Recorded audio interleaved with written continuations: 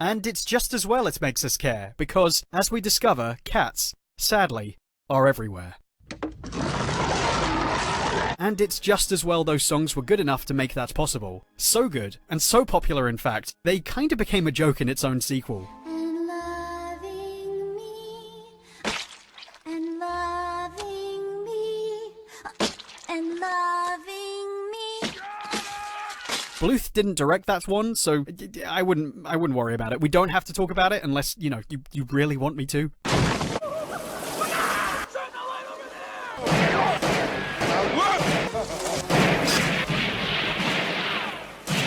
I don't wanna die. You got the wrong guy. I was double-crossed by a dirty rat. Actually, this rat was a dog, but his car ran me down. I just blew out of jail. I just got back to town. Hey, this is hard to explain. May I speak to your superior? 'Cause I don't want to die. Rock-A-Doodle follows a singing rooster with a voice so good, he's convinced he can make the sun rise. But when he sees it come up without him, it brings so much shame that he leaves for the big city to take up a shallow life in showbiz. This makes the sun decide to hide for some reason, and allows the evil Duke of Owls and his minions to take control so they can eat the animals and rule the land. Luckily, a real-life little boy reading a book about this is able to break into the story until the Duke uses his magical breath to turn him into a cat, and I've gone cross-eyed. Chanticleer is a rock star. The owl is grand opera. And when he sings, it's blah. So he turns on the Duke. And with what you suppose he turns on the Duke?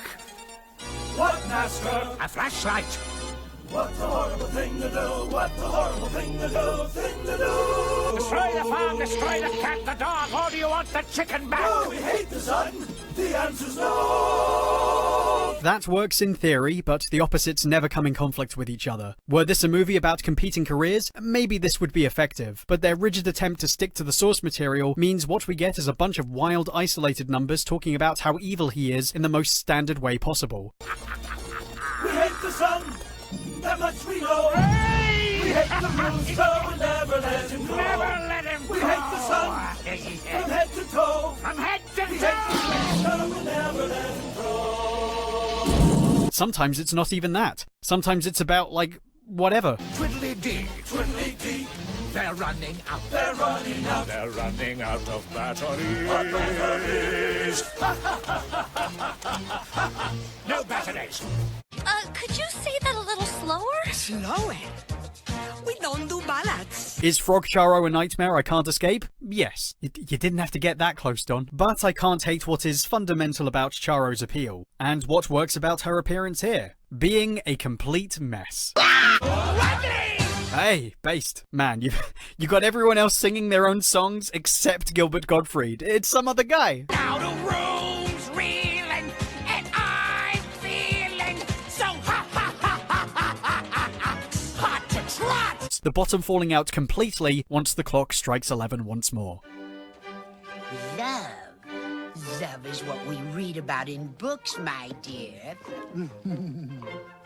Carol Channing, the woman who made Hello Dolly a sensation, whose whole thing was acting like she was 2 while looking 102, plays Mrs. Fieldmouse, who sings a song that was so bad it earned the film a Razzie, a fact she's very proud of. Yay! It is, to date, the only animated feature to win a Razzie for a song, a little riff on the wedding march designed to talk Thumbelina into a terrible mistake.